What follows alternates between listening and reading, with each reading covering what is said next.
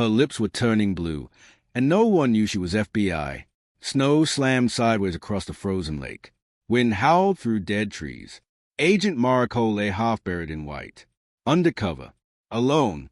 Exposed. Her wire had gone silent 20 minutes ago. Her backup never showed. She tried to stand. Her legs buckled. Cold doesn't hurt at first. It steals you slowly. She pressed a shaking hand to her radio. Static. Just static.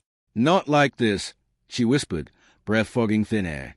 And then, through the storm, a bark. Sharp. Close. Alive. At first she thought she imagined it.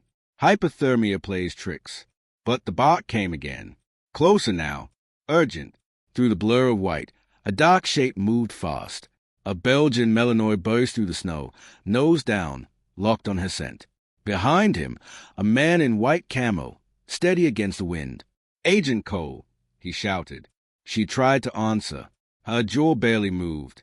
The dog reached her first. Warm body against her chest. A live heat.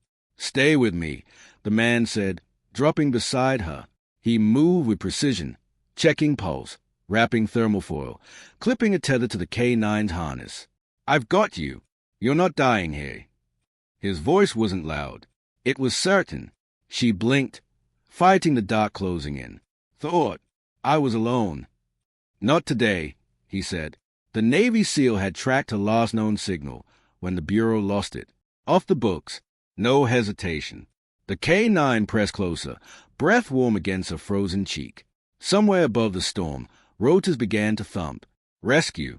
But the cold still clung tight. Still pulling. The SEAL leaned close. "Look at me. Stay here." His eyes didn't flinch. And she held on to that, more than the foil, more than the heat. She held on to the certainty.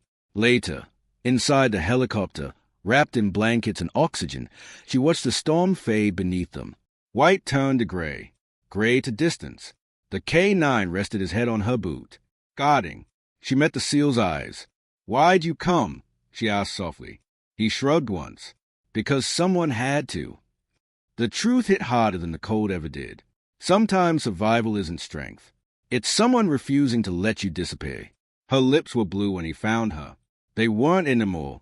If you've ever been pulled back from the edge, you know what that means. This was someone who would show up in the storm.